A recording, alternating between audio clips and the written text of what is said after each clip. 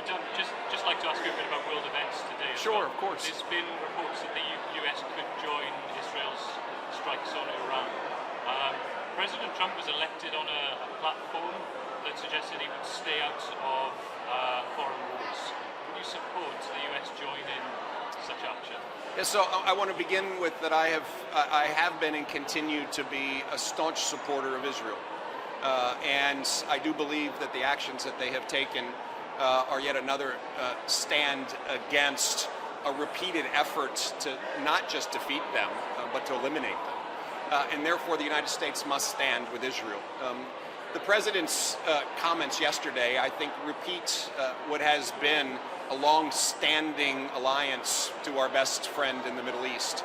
And therefore, I think that we will continue to stand by them. What that translates to, I'm going to have to leave to the President. But I know that America stands with Israel, and that is a very, very important statement that he made yesterday. But, I mean you said about leaving it to the President what it means to stand by Israel.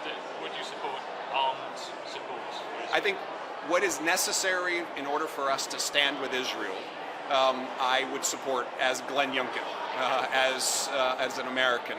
And I do believe that the United States must stand with Israel and make sure that Israel continues to have a sovereign future.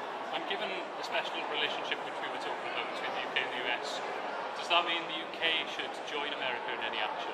Well, again, I think our special relationship is one where our common values and our friendship have found us in repeated circumstances locking arms together. Each country has to make their own decision, but I do think we routinely find ourselves on the same side of standing up and defending liberty and freedom.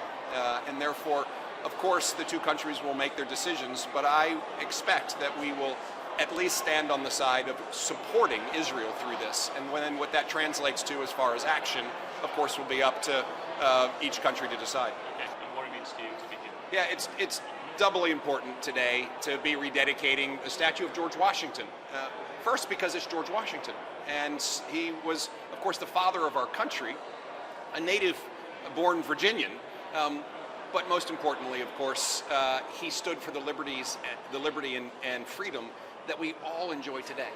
And therefore, the gift that was originally made in 1914 from Virginia to the United Kingdom to celebrate 100 years of peace stood for much more when it was eventually delivered in 1921.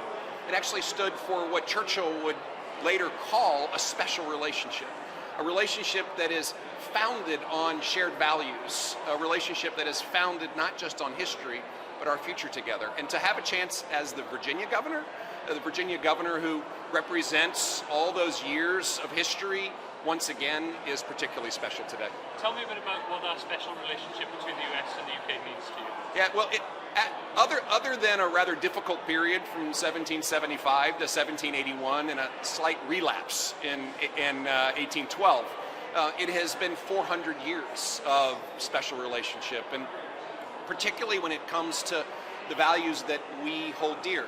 I mean, from the Magna Carta all the way through to our own Declaration of Independence, Constitution, and Bill of Rights, the concept of individual freedoms and liberties unites our people.